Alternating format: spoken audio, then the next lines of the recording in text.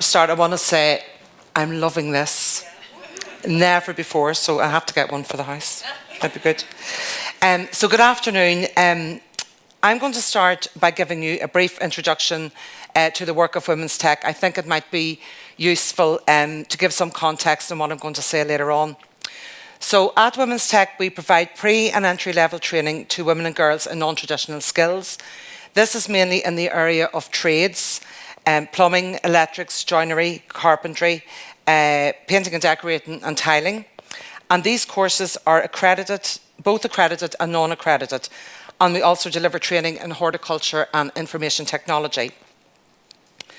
These hands-on courses are complemented with various personal development, health, good relations and employability programmes. And we mainly engage with women from disadvantaged backgrounds and areas, many of whom are lone parents, have experienced poor mental health or domestic violence, and survive on very low incomes.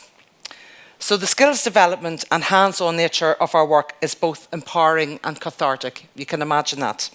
And it builds confidence and self-esteem. And this is as important as is gaining qualifications. So way back last year, and it seems a very, very long time ago, the lovely Karen Hunter called me at work one day and asked if I would agree to present at the Women in Construction Summit. And I said, well, what's the theme? And she said something like, how to promote yourself. And I said, what? And for a few long seconds, all sorts of things ran through my mind. Was I too prolific on social media? Had I over-networked? Was I being overexposed? Like I really did. I talked about this for about 2 weeks in work. This might come as a surprise to those of you who know me. Some of you do. But I don't actually like being the centre of attention, and I don't like the limelight. And in fact, one of my worst memories is my wedding day. And I will definitely not be doing that again. It's just not my thing. But I really, really love my job. And I thrive on meeting people. And I know what we do at Women's Tech is much needed and has huge impact on the lives of the women and girls who come through our doors. So I have absolutely no problem promoting anything ethical that helps sustain our work. I've worked in the third sector all of my career, and the last 6 years have been spent with Women's Tech. To run our service provision, I have to raise £500,000 annually. And to do this, I have to absolutely and genuinely believe in our product, in what we are doing, and I have to put myself out there. And to succeed, I know I have to make other people believe in the value and worth of our work. So you will be happy to hear that I'm not going to speak for the full half hour. I know others didn't anyway. But I'm going to share some of the factors that have been critical to me in relation to making Women's Tech a success. And I say that knowing that everything can change in a moment. It's very much like redundancy happens and all sorts of things. So I hope that some of what I'm going to say will resonate with you. I also want to say this. I am no personal development guru, and I did have a picture of me when I was asked to do this about, walking up and down here with this thing on. I wasn't expecting this, and doing some person, but I'm not a personal development guru. So the way I'm going to approach this is talk about my own experience. And what I can tell you is that every day is a learning day, and that's what keeps it all interesting. So let's move to the first message, 1 of 5. Network. Networks and networking has been absolutely critical to enable me to bring Women's Tech to where it is today. Having gained a better understanding of the wider construction industry in the last few years, I would suggest that networks are more critical to all of you. There are a few work areas left that are so starkly segregated along the lines of gender, and the wider construction industry is one of them. In such work environments, networks and support structures become even more crucial. This is both to support you, allow you to develop and grow in your work, but also to attract and retain new and emerging female talent. I know that many of you will cringe when you hear the term networking. I have this conversation with women all of the time. It can induce that sense of dread in the introverts amongst us. But really, networking is just about people. And we all need people to move our business forward. If you can't face it, organise to go to events with someone or to have someone meet you there, but do it. When I joined Women's Tech, It was in a very, very poor financial place. And after 8 months of being in post, it looked inevitable that I, along with my board, would have to wind it up. A change in how our main contractor released funds resulted in a cash flow crisis. I really didn't want to do this. I had seen with my own eyes the positive and often transformational impact our services had on women who came through our doors. To cut a long story short, I had 2 weeks to raise £20,000 to access a loan of £25,000. This is a big deal for a small social enterprise. But with the help of my board, I did it, and we survived to fight another day, because another day did come along, but more on that later. Being a CEO in the third sector can be a lonely place. We all need a sounding board, a listening ear, and people who we know have our backs. I found out early on that I had to find support close by and also outside of my immediate environment. In the early days, I joined Women in Business, where I met so many supportive women, and this has been absolutely invaluable to me. And it's been mentioned a couple of times this morning. I learned that many women were struggling just as I was from time to time, but there are many other networks out there. Seek them out. Even better, and more important, build them within your companies. And my second message is be authentic. Be authentic, be yourself. It's the easiest way to be. I am an atrocious liar. I was never any good at it. You can just see it in my face. Never any good at it. I told my mother everything when I was a teenager, with the exception of when I visit the doctor and they ask you how much alcohol you drink. 1 unit every month. That's the only one I do. Following an incident that is burned in my memory from my student days, and you can probably tell I'm not from Belfast, I was brought up in a small village not far from Carvill in the Mourns called Hilltown. 1 street with 3 shops and 13 pubs. I came to Belfast to go to Queen's back in the 90s and stayed here. I was too lazy to travel, to do the travelling from Hilltown to Belfast. And I was a student representative for a couple of years, and the incident involved a peer telling me I needed to work on my accent and turn down the decibels when I speak. Why would I need to do that? I was raging, but it really stuck with me. But what this taught me was my voice is as valid as any other voice. We need the diversity of accents as well as opinions.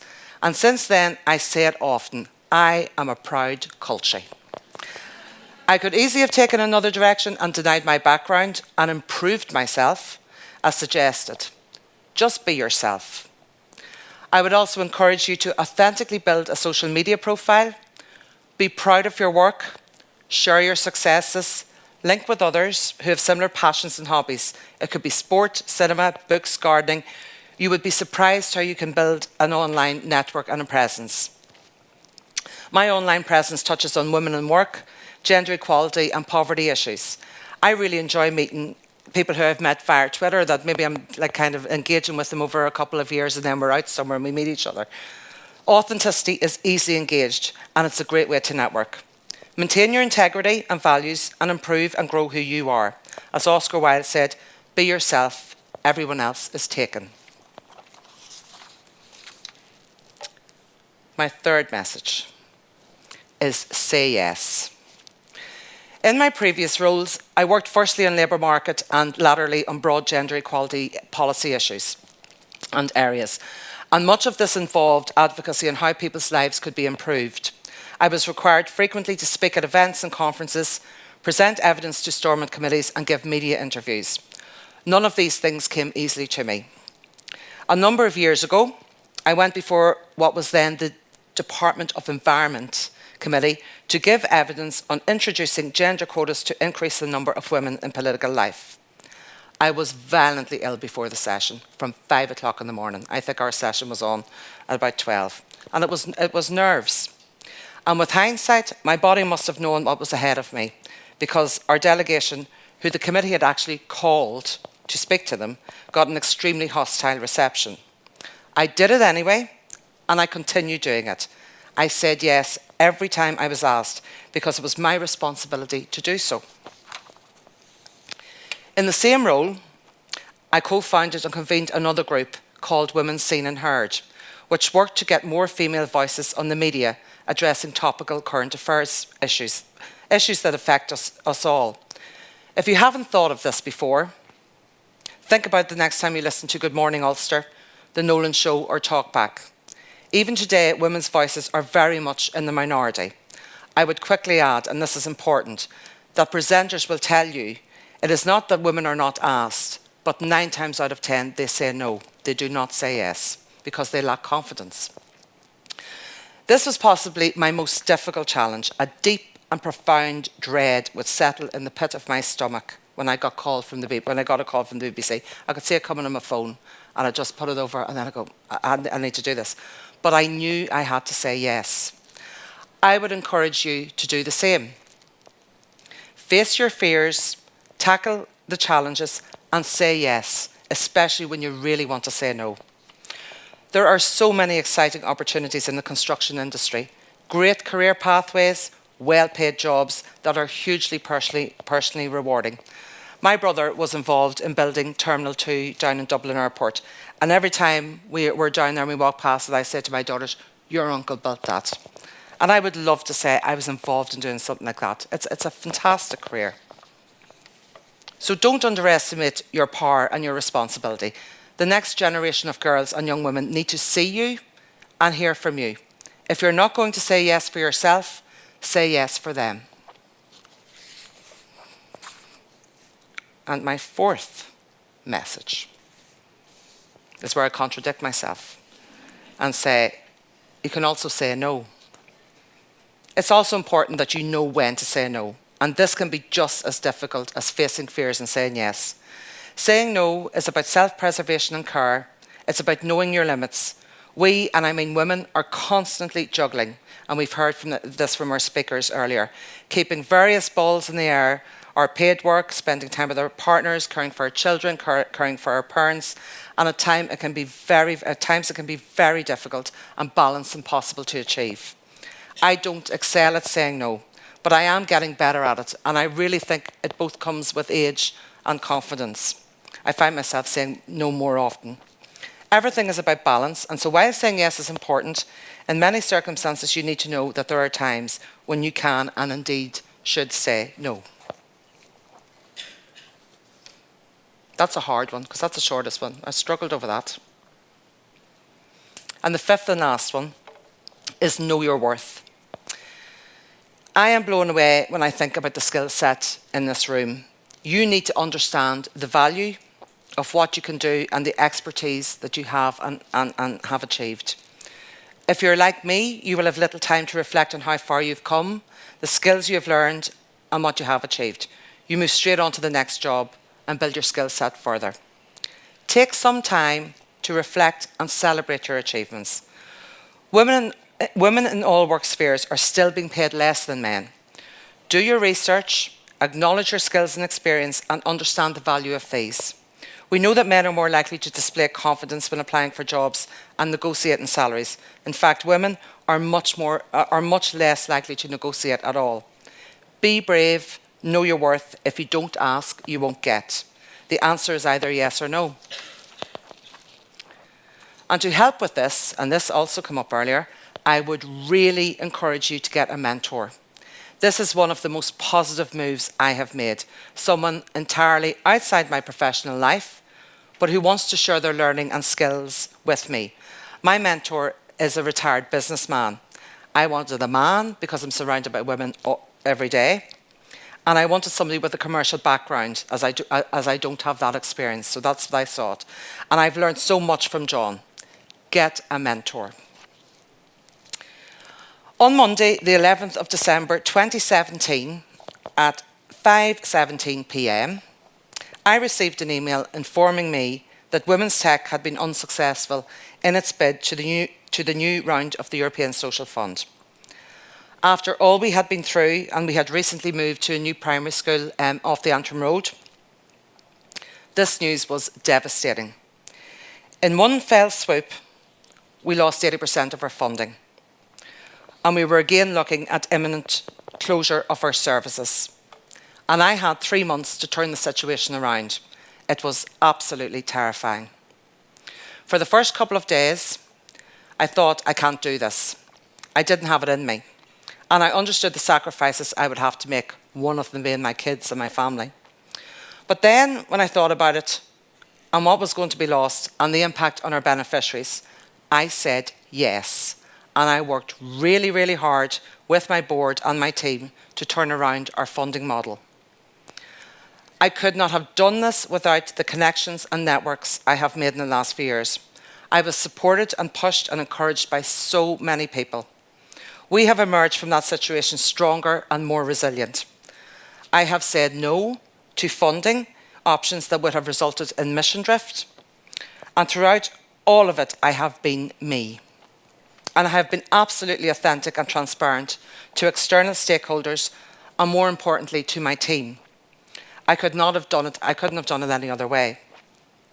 I think I know my worth, which is much greater than money, which is just as well as I am in the wrong job, if it was about money. So, build alliances, join networks, be yourself, say yes when you know you should, but also say no when you know you should as well. And while doing all of this, look after yourself. And I would like to close by saying Happy International Women's Day to one and all. Thank you.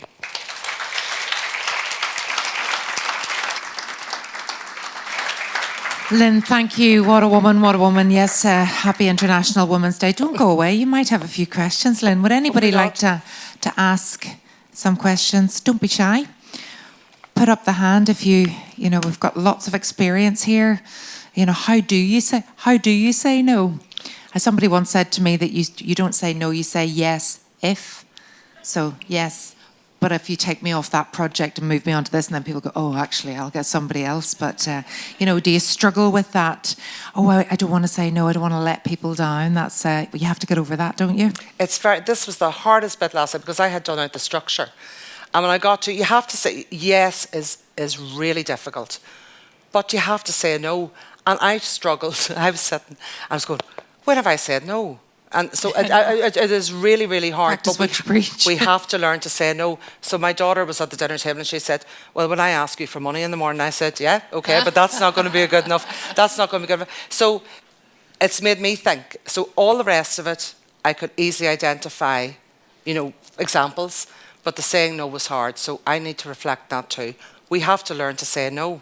Or if I have to do this, this has to go. It's really important. That's about self-care and preservation. I think as a woman, you tend to you juggle lots, but you juggle a lot. Everybody sort of depends on you, and I think even as you get older, for a woman, your parents start to depend on you too to make decisions for them as well. And you think, oh, would somebody just stop asking me to make decisions all the time? So that mentoring is really great. Absolutely. When you just think, I need to step back a little bit. Where am I going? What can I take on? What's my capacity and capability? That's what you would do with a business project. So, you've got a project in yourself as well, Lynn. Yeah. And the mentor, I think we heard about this earlier. It was one of the best things I ever did. And I had no clue what was going to come from it. But to go and sit with someone who has years and years of experience in a business, and I'm in a social enterprise, but everything that he has done relates to what I do, because business is business. And he can say it. And I wasn't really, wasn't sure it was going to go anywhere. I'm very sceptical about things like this. But I go and I never miss my meetings, and I just sit and go, this has happened. And I leave walking on air going, okay, I can face the next bit. Get a mentor outside of your work that is, if possible, outside of your industry. I think that helps. Mm-hmm. And just seeing those words up on the screen there, know your worth. We're really, really bad at that. How many of us think, I'm going to ask for that pay rise, I'm going to go in and ask for that flexible working, but you have the whole conversation in your head before you go into the room. You've all the reason, they'll say this, and then they're going to do that, and then you talk yourself out of it. And I don't think men do that. They see it as a bit of a challenge and bring it on. And it's amazing the power of going in and holding your ground and holding your nerve. Yeah, and just asking. So I know that I have asked for a pay rise once, and there's only been once. But I went to my mentor and said, how do I do this? how do I do this? Because I knew I probably should get a little bit more money. And he told me what was going to be said to me, which was exactly what was going to be said to me. But I got the pay rise. Yes. But because most of my team are female, very few ask. When you get a job, there's a couple in the room, so you close your ears, right? The rest. When you go into a job and there's a pay scale, you can be sure that if it was a man that's going in there, that they will say, okay, there's the bottom scale. The job's great, I'll take it at that. And they always ask. So ask. The worst that could happen is no. Yes. What happens? Nothing. And know your non-negotiables. So, before you go in there, you sort of say to yourself, right, I'm stopping at this point. So you start high maybe and then expect to come back. You've got to play the game as well. And don't take no for the answer. You have to go back in again. Yeah. That's what a man would do. Yeah, exactly. Wee tips just that I've learned along the way. All right, rumbly tummies, I'm sure. We're going to take a break for lunch now.